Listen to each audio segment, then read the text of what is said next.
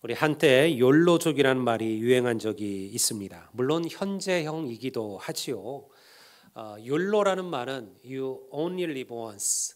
그러니까 뭐 쉽게 말하면 인생은 단 한 번뿐이다. 당신은 그저 한 번만을 살아갈 뿐이다. 그런 영어의 이 첫 글자를 따라서 우리가 욜로라고 부릅니다. 욜로족을 쉽게 말하면 한 번뿐인 인생을 즐기면서 살자라는 가치관이죠. 이들은 현재 행복과 즐거움을 중시합니다. 미래를 위하여 현재를 희생하기보다는 지금 이 시간의 만족, 지금 이 시간의 행복을 최우선으로 생각하죠. 돈을 많이 버는 직장보다 여유가 있는 직장을 원합니다. 그리고 불확실한 미래에 낭비하지 않습니다. 한 번뿐인 인생을 돈 버는 일에, 아이를 키우는 일에, 그리고 어떻게 될지 모르는 미래를 위하여 쓰지 않겠다라고 생각하는 것이죠. 요즘에 많은 젊은이들 가운데 비혼주의나 혹은 결혼을 하고 맞벌이는 하지만 아이를 낳지 않겠다라는 딩크죠. 더블 인컴, 노키즈죠. 두 배의 수입, 그러나 아이는 싫다. 이게 딩크족이죠. 이런 이들이 점점 늘어나는 이유가 사실은 여기에 있습니다. 단순히 아이를 키우는 게 돈이 많이 들어서 아이를 낳지 않겠다라는 게 아니에요. 물론 그런 이유도 있겠죠. 근데 거기에는 조금 더 깊은 가치관의 차이가 있다라는 것이죠. 물론 욜로의 의미가 부정적인 것만은 아니에요. 이들은 삶의 진정한 의미를 찾으려고 하고 정말로 내가 원하는 것이 무엇인가를 고민합니다. 그리고 그것에 자신의 시간과 물질을 투자하려고 합니다. 지금 행복하지 않으면 미래도 과거도 의미가 없기 때문에 그러합니다. 여러분, 그 말은 맞는 말이에요. 여러분, 지금 내가 행복해야 과거의 나도 행복하고 미래의 나도 행복한 거예요. 지금은 불행한데 내가 미래를 위하여 이 불행을 감당하겠다? 어리석은 인생이에요. 그의 삶은요, 끊임없는 과거의 불행밖에 남지 않겠죠. 그러니 현재를 사는 삶은 너무너무 중요합니다. 근데 이 욜로가 세상 사람들에게만 있는 것은 아니에요. 그리스도인들에게도 믿음에도 있는 이야기입니다. 성경도 우리에게 동일한 것을 가르치죠. 여러분, 그리스도인들도 역시 단 한 번뿐인 인생을 살아갑니다. 세상의 욜로가 그렇기에 내 인생을 즐기고 나를 위하여 살아가고 나의 만족을 위해서 살아간다면 그리스도인의 욜로는 그렇기에 한 번뿐인 인생을 주님의 영광을 위하여, 하나님을 위하여, 세상을 위하여, 누군가를 위하여 나의 삶을 사용하기를 갈망하는 인생이에요. 이것이 바로 성도의 욜로입니다. 저는 여러분들이 이 말씀을 통해 우리에게 주어진 이 단 한 번뿐인 인생을 허비하지 않는 그러한 인생으로 살아가게 되시기를 주의 이름으로 축원합니다. 미국에 수많은 젊은이들을 흔들어 놓았던 유명한 설교자가 있습니다. 그는 미국의 목회자이자 신학자인 존 파이퍼 목사님입니다. 2000년 그는 야외에서 4만 명이 되는 미국의 젊은이들에게 말씀을 전할 수 있는 그런 자리에 서게 됩니다.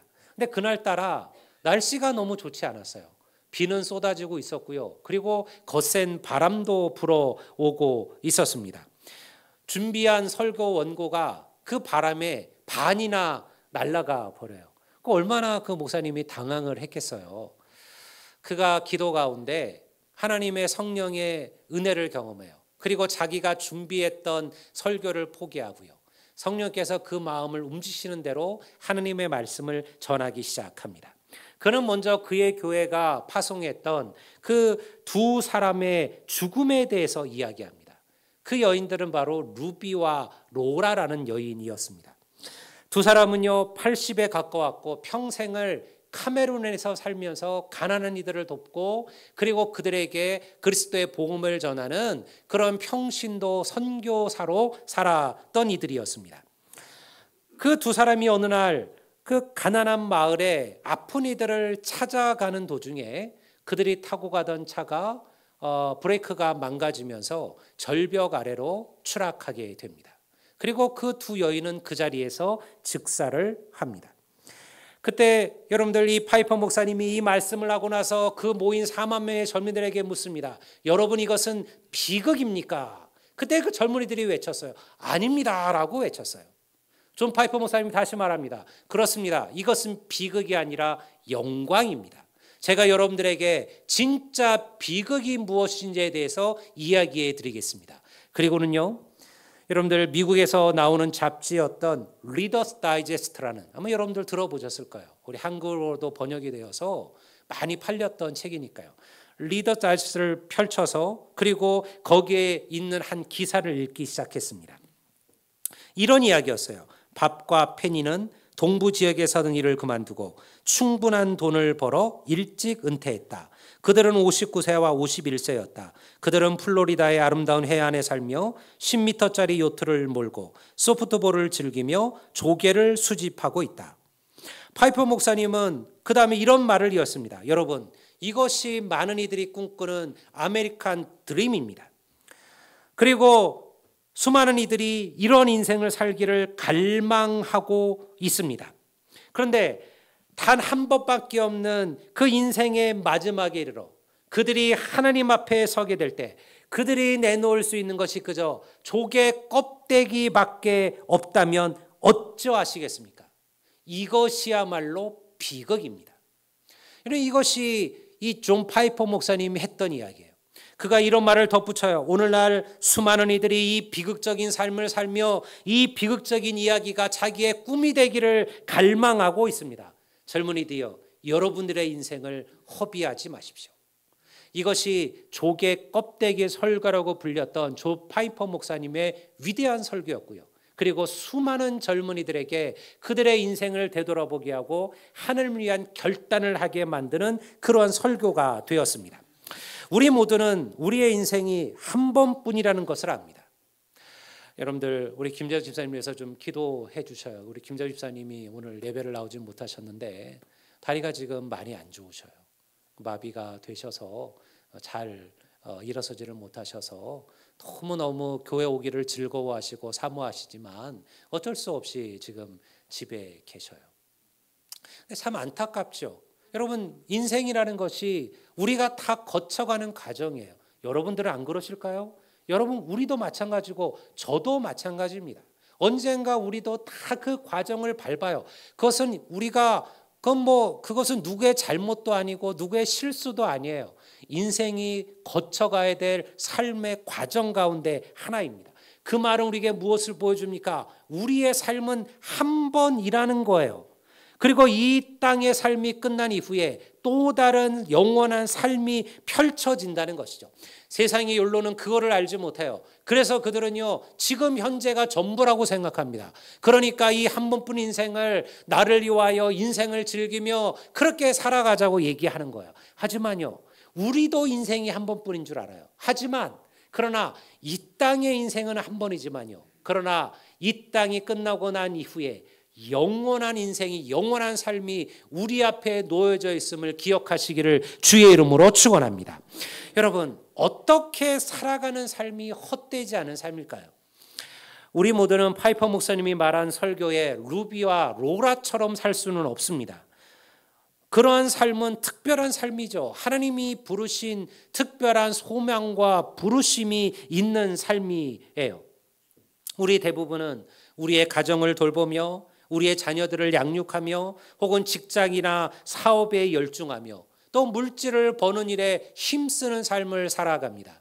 여유가 생기면 여러분 여행도 즐기고 세상적인 취미와 쾌락도 그리고 누리고 살려고 합니다. 중요한 것은요, 우리가 어디에 있든 무엇을 하든 내 삶을 통하여 그리스도의 향기가 드러나는 삶을 살아야 될 줄을 믿습니다. 그것이 헛되지 않은 인생이에요. 여러분들에게 목사가 되라, 여러분들에게 선교사가 되라고 말씀하시는 게 아닙니다. 우리가 무엇을 하든 어느 곳에 있든지 간에 여러분, 나의 삶을 통해서 예수님이 드러난다면 여러분, 그의 인생은 헛되지 않은 삶이 될 줄을 믿습니다. 우리가 오늘 읽은 본문은요, 전도서의 마지막 구절이죠. 전도서는 다윗의 아들 솔로몬이 그의 인생 말년에 자신의 아들, 자신의 왕위를 이어받을 아들과 그리고 젊은이들을 위하여 그는 쓴 가르침입니다. 우리가 전도서를 얘기하면요, 항상 가장 먼저 떠오르는 구절 하나가 있어요. 전도서 1장 2절입니다. 한번 다 같이 한번 읽어보실까요? 우리 전도서 1장 2절을 다 같이 읽겠습니다. 전도자가 이르되 헛되고 헛되며 헛되고 헛되니 모든 것이 헛되도다. 우리가 아마 전도서라 그러면 가장 많이 들어본 구절은 이 구절일 겁니다. 이 구절만 보면 우리는 마치 전도서가 어떤 염세주의 철학을 대변하는 것처럼 그렇게 느껴지기도 합니다. 성경을 모르는 이들 가운데는요, 이 말을 염세주의의 대표적 철학자 쇼펜하우어가 했던 말이라 착각하는 이들도 있어요. 다 그래요. 쇼펜하우어의 글들을 읽어보면 이 글이에요. 헛되고 헛되며 헛되고 헛되니 모든 것이 헛되다. 그게 염세주의거든요. 그러니야 세상 그렇게 힘들고 버겁고 어렵게 살 필요 있느냐? 어렵게 살 필요도 있느냐? 수많은 이들이 사실은 자살로 자기의 삶을 끝내기도 하죠. 왜? 헛된 인생, 내가 고생만 하며 살 필요가 뭐가 있느냐? 여러분, 그렇게 해서 실제로 염세주의에 심취한 많은 젊은이들이 자살로 목숨을 끊기도 했습니다. 그러면 솔로몬은 왜 이런 이야기를 한 걸까요? 그래, 인생은 헛된 것이니 그러니 남들 눈치 보지 말고 마음껏 즐기고 누리고 그렇게 살아라, 이런 얘기를 하는 걸까요? 아니면 그래, 인생은 헛된 것이니 열심히 살려고 노력하고 애쓸 필요가 없다, 이 말을 하고 싶은 것일까요? 전도서의 핵심은 사실은 이 구절에 있지 않습니다. 우리가 오늘 읽은 전도서 12장 13절의 말씀이 실제로 솔로몬이 전도서를 통해서 하고 싶은 이야기예요. 제가 읽어보겠습니다. 일의 결국을 다 들었으니 하나님을 경외하고 그의 명령들을 지킬지어다. 이것이 모든 사람의 본분이니라. 할렐루야. 그러니까 이 솔로몬이 하고 싶은 얘기가 뭐예요? 모든 것이 다 헛되지만 헛되지 않은 것 딱 한 가지가 있다는 거예요. 그게 뭐냐? 여러분, 하나님을 경외하며 사는 성도의 삶인 줄로 믿습니다. 이것은 헛되지 않다라는 거예요. 이것은 하나님이 기억하신다라는 것이죠. 성경에는 헛된 삶을 살았던 어리석은 부자의 이야기가 나옵니다. 그는 대단한 부자였습니다. 마침 큰 풍년이 들어서요, 여러분, 그해 거둬들인 소출이 어마어마했어요. 얼마나 많았던지 쌓아둘 곳이 없어서 원래 있던 창고를 허물고 그리고 새로 창고를 크게 짓고 그리고 거기다가 그 소출을 쌓아두었습니다. 그리고 나서 그가 뭐라고 얘기합니까? 야, 이제 내가 새로운 창고를 짓고 그곳에 내 모든 소출을 다 쌓아두었으니 내 영혼아, 이제부터 먹고 마시고 즐거워하자. 이게 그 부자가 자기에게 스스로 한 말이에요. 근데 예수님께서는 이 비유를 말씀하시면서 이 부자를 어리석다라고 말해요. 이 어리석은 자야, 이 어리석은 부자야. 왜 예수님은 이 부자를 어리석다고 했을까요? 그가 한 말 가운데 도대체 뭐가 잘못된 것일까요? 우리가 열심히 일해서 많은 소출을 거두고 그리고 그 소출을 좋은 곳에 쌓아두고 그리고 인생을 즐기자는 것이 뭐가 그리 나쁜 일일까요? 그게 어리석은 것일까요? 여러분, 그것이 어리석다고 말하는 게 아니에요. 여러분, 그가 착각한 두 가지가 있습니다. 첫 번째는 뭐예요? 자신의 행복이, 자신의 기쁨이 자기가 쌓아둔 물질에 있다라고 믿은 거예요.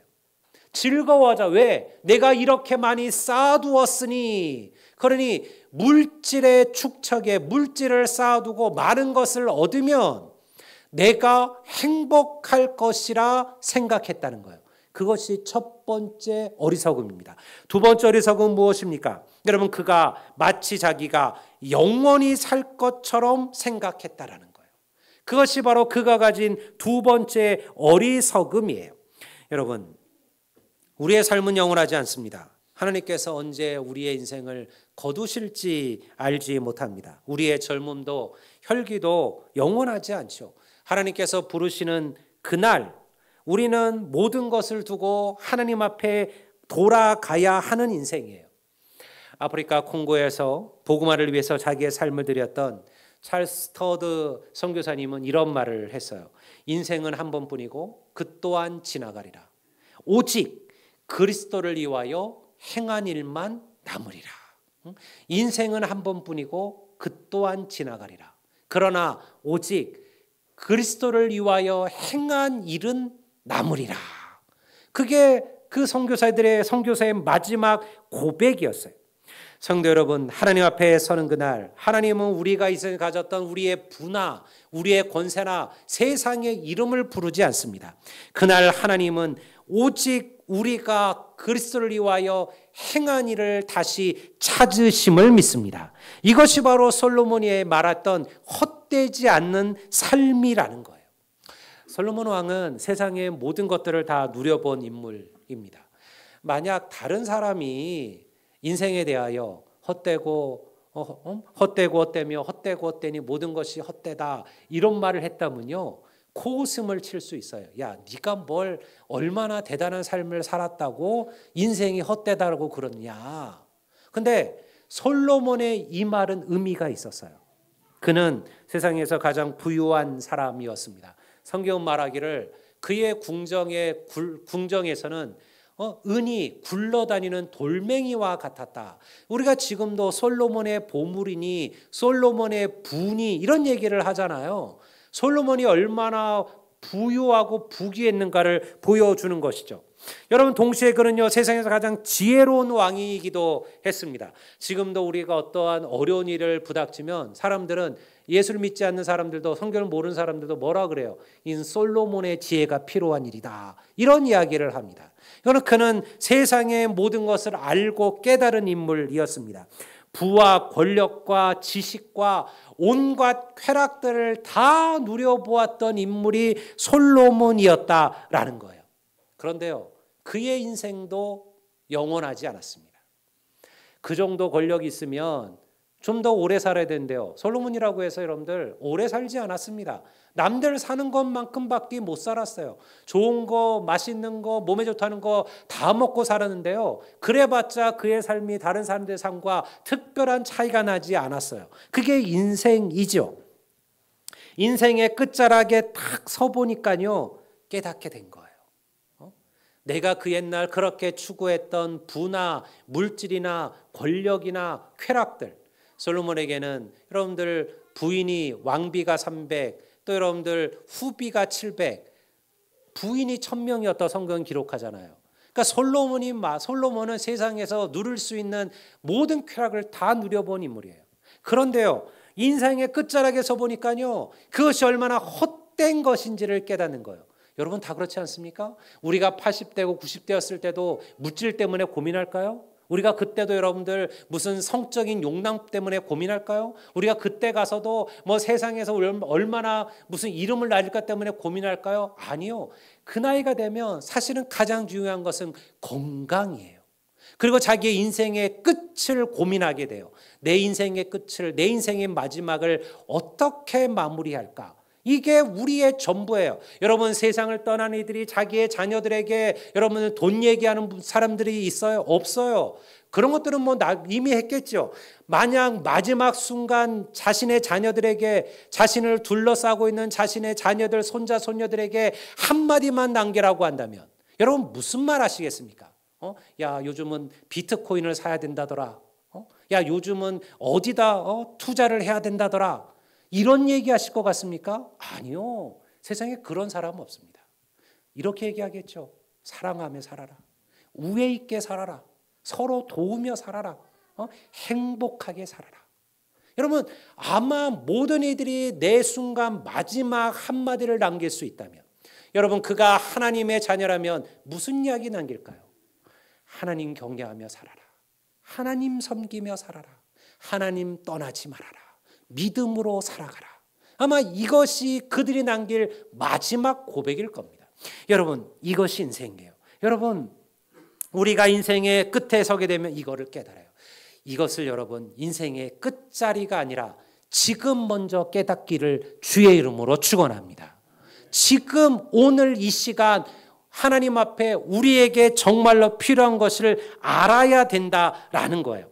제가 14절 말씀을 다시 한번 볼까요? 하나님은 모든 행위와 모든 은밀한 일을 선악간에 심판하시리라. 여러분, 우리는요 솔로몬처럼 살 수도 있습니다. 인생을 즐기고 내가 하고 싶은 일, 우상도 섬기고 우상을 섬기면서 누리는 그 수많은 쾌락과 그 안락들을 누리며 살아갈 수도 있죠. 여러분, 내가 가진 물질, 내가 가진 건강, 내가 가진 지위와 신분을 나를 위하여 누리며 살아갈 수 있습니다. 나를 위하여 쓸 수 있습니다. 그렇게 살아가도 됩니다. 하나님께서 자유의지를 우리에게 주셨어요. 하지만 그 인생의 끝자락을 기억하라는 거예요. 하나님께서 언젠가 우리의 모든 일을 선악간에 분별하실 것이다. 우리가 지금은 모르지만 내가 아는 모든의 삶의 이야기들은요 하나님 앞에 다 기록되어져 가고 있다라는 거예요. 전도서 11장 9절을 다시 한번 읽어보겠습니다. 우리 다 같이 한번 읽어볼까요? 전도서 11장 9절을 다 같이 읽겠습니다. 청년이여 내 어린 때를 즐거워하며 내 청년의 날 마음에 원하는 길들과 내 눈이 보는 대로 행하라. 그러나 하나님이 이 모든 일로 말미암아 너를 심판할 줄 알라. 제가 성경을 처음 읽었을 때는요 이 구절의 앞구절에만 제가 꽂혔어요. 이게 진짜 욜로잖아요. 뭐라 그래요? 청년이여 내 어린 때를 즐거워하고 내 청년의 날들을 마음에 기뻐하며 마음에 원하는 길들과 내 눈이 보는 대로 행하라. 이거 얼마나 멋진 말이에요. 네가 마음에 원하는 대로, 네가 살고 싶은 대로, 네가 누리고 싶은 대로 그렇게 살아라 청년들이요. 이렇게 얘기하는 줄 알았어요. 저도 이 구절에만 제 생각이 꽂혔어요. 근데 여러분들, 제가 좀 더 말씀을 알고 인생을 살아보니까요 솔로몬이 하고자 했던 말은 이 앞구절이 아니에요. 그렇게 살 수도 있다 이거예요. 나처럼 내가 그렇게 살았다는 거예요.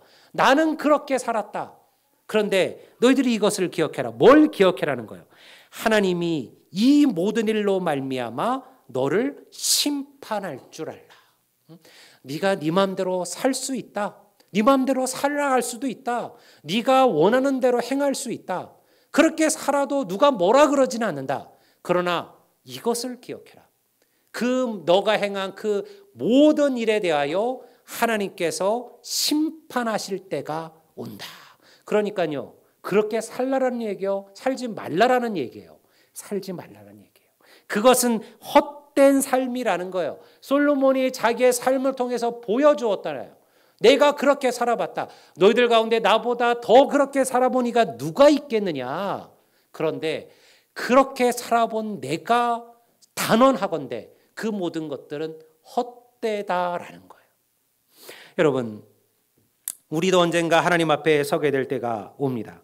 저는 성도들 가운데 그러한 고백을 하는 이들을 만납니다. 목사님, 제가 하나님을 조금만 더 일찍 알았더라면요.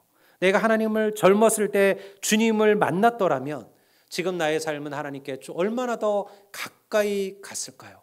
여러분, 인생에 특게 하나님을 만난 이들이 있어요. 그것도 귀하죠. 얼마나 감사합니까? 여러분들, 그 시간이 더 지나가기 전에 하나님을 만났어요. 세례도 받았어요.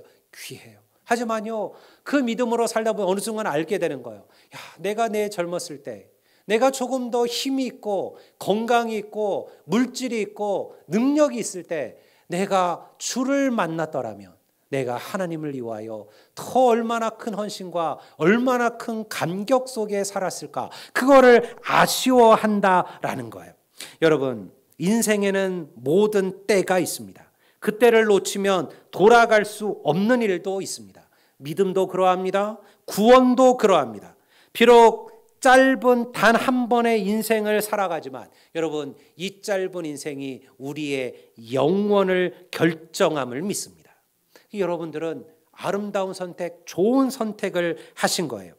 자녀로서의 삶, 부부로서의 삶, 부모로서의 삶, 혹은 누군가의 친구이자 동반자로서 살아가는 삶은 중요합니다.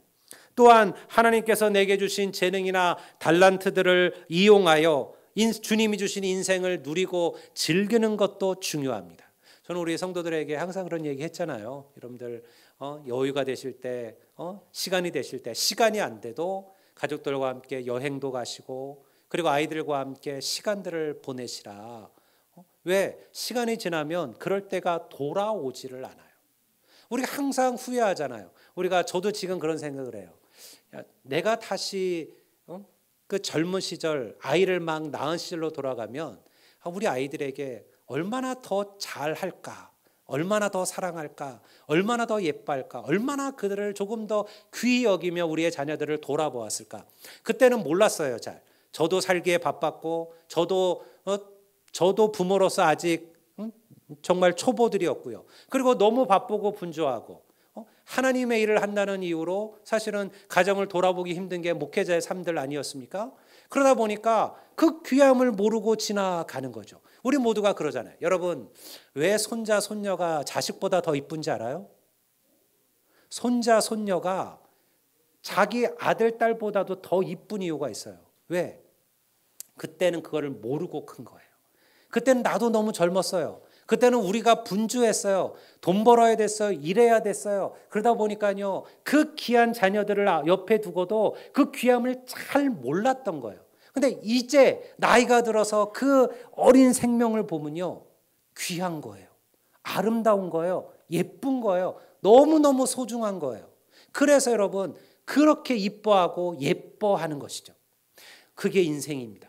여러분, 한 번 지나간 시간은 돌아오지 않습니다. 하지만 더 중요한 게 있습니다. 여러분, 이 모든 일에 하나님과 함께 동행하는 성도들이 되시기를 주의 이름으로 축원합니다. 주님 없는 가정, 주님 없는 부부, 주님 없는 물질, 주님 없는 권세, 헛된 거예요. 여러분 보세요. 지금의 우리 정치를 보십시오. 지금의 권력자들을 보십시오. 과연 그들의 삶이 의미가 있을까요? 가치가 있을까요? 하나님을 모르고 그저 권세를 위하여 목숨 거는 이들, 그들을 보면서 그들의 삶에 우리가 무슨 의미를 찾을까요? 여러분, 그들의 인생의 끝자락에 그것이 그들을 과연 기쁘게 할까요? 매일같이 불안정하고 불만하고, 여러분 그 알량한 권세 하나 얻겠다고 여러분들 이상한 사람들에게 줄을 대고 그들의 말을 듣고, 이런 일들이 우리의 정치권에 비일비재하게 일어나고 있잖아요. 하나님을 모르는 권세, 하나님 모르는 권력들이 보여주는 어리석음들이라는 거예요. 여러분, 우리는 평범한 삶을 살아갑니다. 우리가 그렇게 그럼 국회의원이 우리 가운데 누가 몇 분이나 있으며 살아갈까요? 근데 여러분들, 우리는 더 귀한 것을 얻었습니다. 여러분, 영원히 썩지 않고 변하지 않을 것을 사모하시고 갈망하시기를 주의 이름으로 축원합니다. 하나님을 경외하시고 그리고 다른 이웃들을 사랑하십시오. 주님께서 그러하셨듯이 낮아지며 섬기는 자가 되십시오.